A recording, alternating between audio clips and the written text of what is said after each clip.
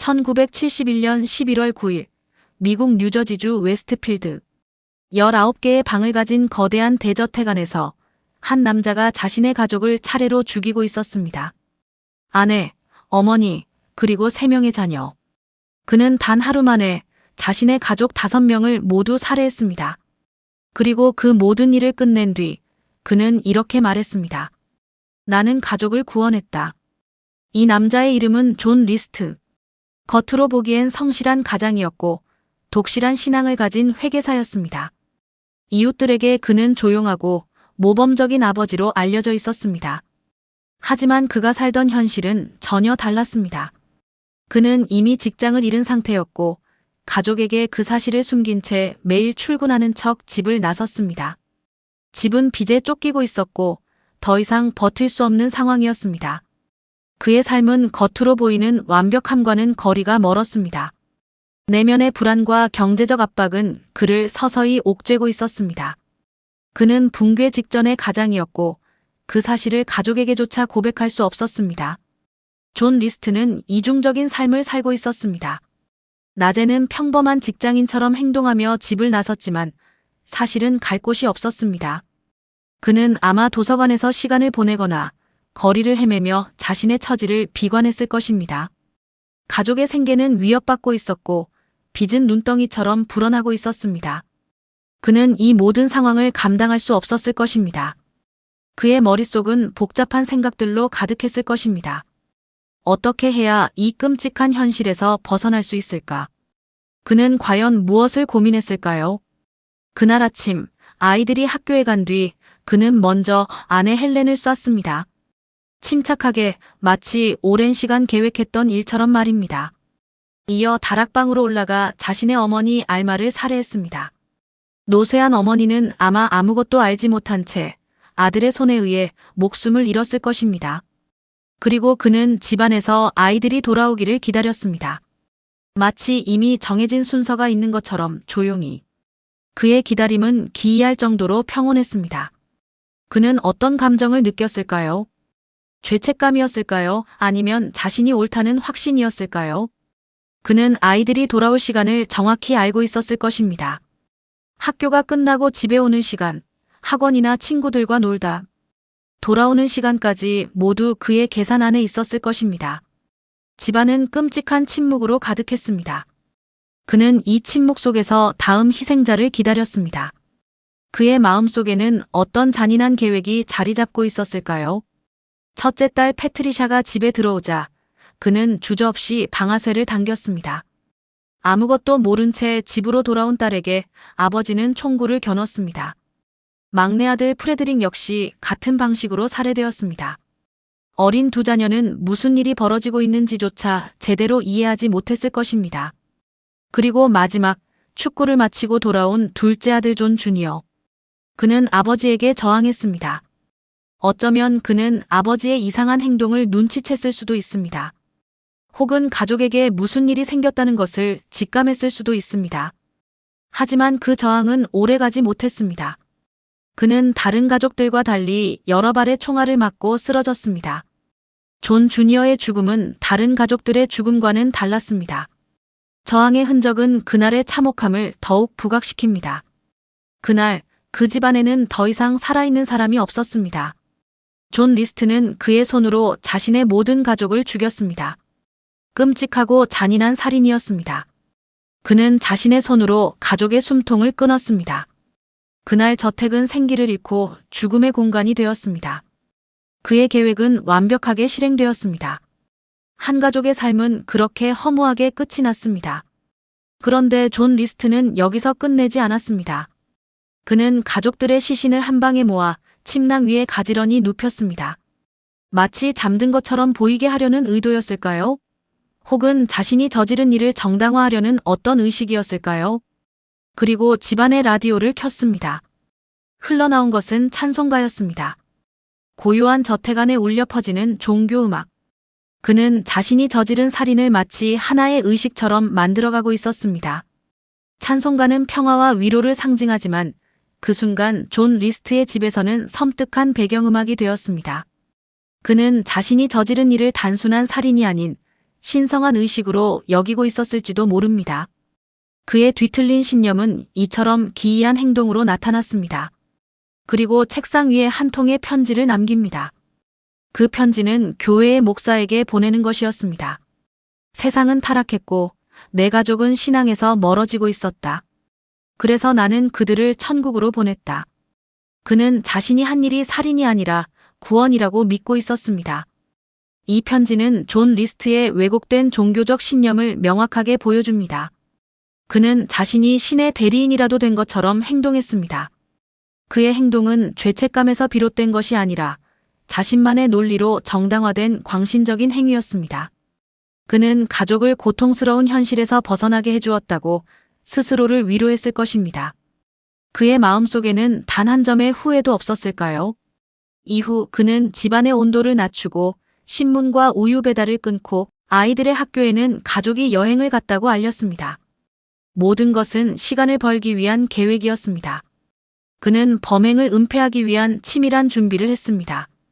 집안의 온도를 낮춘 것은 시신의 부패를 늦추기 위한 것이었을까요? 신문과 우유 배달을 끊고 학교에 거짓말을 한 것은 그의 치밀함과 냉정함을 보여줍니다. 그는 도주를 위한 완벽한 발판을 마련하고 있었습니다. 그의 계획은 매우 영악하고 계산적이었습니다. 그는 세상이 자신의 범죄를 눈치채는 것을 최대한 늦추려 했습니다. 이런 행동들은 그가 단순히 충동적으로 살인을 저지른 것이 아님을 시사합니다. 그는 모든 단계를 계획했고 그 계획을 완벽하게 실행했습니다. 그의 목표는 단 하나, 흔적 없이 사라지는 것이었습니다. 그 결과 이 끔찍한 사건은 거의 한 달 동안 아무도 알아채지 못했습니다. 이웃들은 아무것도 모른 채 평범한 일상을 보냈습니다. 밤낮으로 불이 켜져 있지만 아무도 나오지 않는 집. 이웃들은 그저 가족이 여행을 갔다고 생각했을 것입니다. 하지만 시간이 흐르면서 이상함을 느낀 이웃이 신고하면서 비로소 진실이 드러났습니다. 한 달이라는 시간은 존 리스트에게 충분한 도피 시간을 제공했습니다. 경찰이 현장에 도착했을 때 그들은 차마 믿을 수 없는 광경을 목격했습니다. 가지런히 놓여있는 시신들과 울려 퍼지는 찬송가, 그리고 목사에게 보내는 편지까지. 이 모든 것은 충격 그 자체였습니다. 하지만 그때 존 리스트는 이미 사라진 뒤였습니다. 경찰은 전국적으로 그를 수배했지만 그의 흔적은 완전히 끊겨 있었습니다. 그는 마치 세상에서 증발한 것처럼 사라졌습니다. 그의 행방은 묘연했습니다. 경찰은 그의 모든 발자취를 추적했지만 그는 완벽하게 숨어들었습니다. 존 리스트는 완벽한 도피를 실행했습니다. 그가 어떻게 그렇게 감쪽같이 사라질 수 있었을까요? 그의 뒤에는 어떤 조력자가 있었던 것일까요? 모든 가능성이 열려 있었지만 그를 찾을 수 있는 단서는 없었습니다. 그는 그렇게 미궁 속으로 사라졌습니다. 그리고 18년이 흘렀습니다. 18년이라는 긴 시간 동안 사람들은 존 리스트라는 이름을 잊어갔을 수도 있습니다. 하지만 한 가족의 비극은 여전히 사람들의 기억 속에 남아 있었습니다. 놀랍게도 그는 죽지 않았습니다. 그는 로버트 클락이라는 이름으로 완전히 다른 삶을 살고 있었습니다. 그는 신분을 위장하고 새로운 인생을 시작했습니다. 회계사로 일하며 새로운 아내와 결혼하고 여전히 교회에 다니며 독실한 신자로 살아가고 있었습니다. 가족을 죽이게 만들었던 그 신앙을 그대로 유지한 채로 그는 18년 동안 아무도 모르게 평범한 삶을 살았습니다. 그는 과거를 완벽하게 지우고 새로운 인물로 변신했습니다.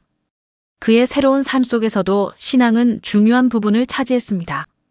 아이러니하게도 그를 살인으로 이끌었던 그 신앙은 그에게 새로운 삶의 버팀목이 되었습니다. 그는 과연 자신의 과거를 후회했을까요? 아니면 여전히 자신의 행동을 정당화하고 있었을까요? 그리고 1989년 한 TV 프로그램에서 그의 나이든 모습을 재현한 몽타주가 공개됩니다. 이 몽타주는 존 리스트의 과거와 현재의 모습을 연결하는 결정적인 단서가 됩니다. 첨단 기술을 이용해 만들어진 몽타주는 과거의 사진과 현재에 추정되는 모습을 결합하여 그를 찾아내는 데 큰 역할을 했습니다. 그 방송을 본 한 시민이 경찰에 제보합니다. 저 사람, 내가 아는 사람입니다. 이 한마디가 18년간의 미스터리를 풀었습니다. 그렇게 존 리스트는 18년 만에 체포됩니다. 그의 은밀했던 삶은 한순간에 무너졌습니다.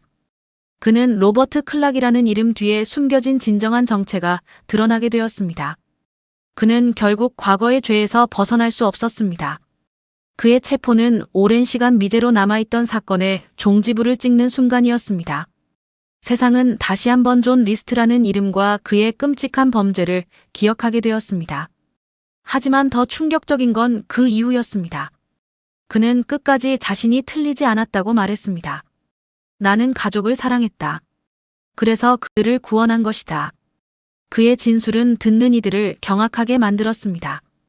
그는 자신의 행동에 대한 어떠한 죄책감도 느끼지 않는 듯 했습니다. 그의 말은 자신의 범죄를 합리화하고 정당화하려는 시도로 보였습니다. 그는 진정으로 자신이 가족을 구원했다고 믿었을까요? 그의 뒤틀린 신념은 그의 행동만큼이나 충격적이었습니다. 왜 자살하지 않았냐는 질문에 그는 이렇게 답했습니다. 자살하면 천국에 갈 수 없기 때문이다. 그는 살아남아 언젠가 가족과 다시 만나기 위해 이 모든 일을 저질렀다고 말했습니다. 그는 천국에서 가족과 재회할 것이라는 믿음을 가지고 있었습니다. 이 믿음은 그를 살인자로 만들었고 동시에 그를 살게 했습니다. 그의 논리는 일반적인 상식으로는 이해할 수 없는 것이었습니다. 그의 신념은 이 모든 비극의 중심에 있었습니다. 그는 자신의 구원을 위해 가족을 희생시켰다고 믿고 있었습니다. 법정은 그의 말을 받아들이지 않았습니다. 그의 주장은 전혀 설득력이 없었습니다. 그리고 판사는 단 한 문장으로 그를 정의했습니다. 당신에게는 후회도 명예도 없다. 이 한 문장은 존 리스트라는 인물의 본질을 정확하게 꿰뚫었습니다. 그는 자신의 행동에 대한 반성도 인간으로서의 존엄성도 없었습니다. 그는 그저 자신의 뒤틀린 신념 속에서 살아가는 존재였습니다. 존 리스트는 종신형을 선고받았고 2008년 교도소에서 생을 마감했습니다. 그의 삶은 끔찍한 살인으로 시작되어 차가운 감옥에서 끝났습니다. 그는 죽는 순간까지 자신의 행동을 정당화했을 것입니다. 그의 죽음은 한 시대의 충격적인 사건에 마침표를 찍었습니다. 하지만 그의 이야기는 여전히 많은 질문을 남깁니다. 하지만 이 사건은 지금까지도 하나의 질문을 남깁니다. 그는 정말로 가족을 구원한다고 믿었던 광신자였을까? 아니면 모든 것을 잃고 도망치기 위해 신앙을 이용한 살인자였을까? 그의 내면은 과연 어떤 모습이었을까요? 그의 행동은 진정한 신앙에서 비롯된 것이었을까요? 아니면 절망적인 상황을 회피하기 위한 잔인한 선택이었을까요? 가족을 사랑해서 죽였다는 말. 그 말은 과연 어디까지 믿을 수 있는 걸까? 그의 진심은 무엇이었을까요? 그의 말은 희대의 살인마가 자신의 죄를 합리화하기 위한 거짓말이었을까요? 아니면 왜곡된 신념에 사로잡힌 한 인간의 진정한 믿음이었을까요? 존 리스트 사건은 단순한 살인 사건을 넘어 인간 본성과 신념, 그리고 죄책감에 대한 깊은 질문을 던집니다. 그의 동기는 여전히 논쟁의 대상이며 이 비극적인 사건은 오랜 시간이 지난 지금도 우리에게 많은 생각을 하게 합니다. 우리는 과연 그를 어떤 인간으로 기억해야 할까요? 그의 말은 진실이었을까요? 아니면 광기의 발현이었을까요? 존 리스트는 역사상 가장 기괴하고 충격적인 범죄자 중 한 명으로 기억될 것입니다. 그의 이야기는 오늘도 어둠 속에 남아 있습니다.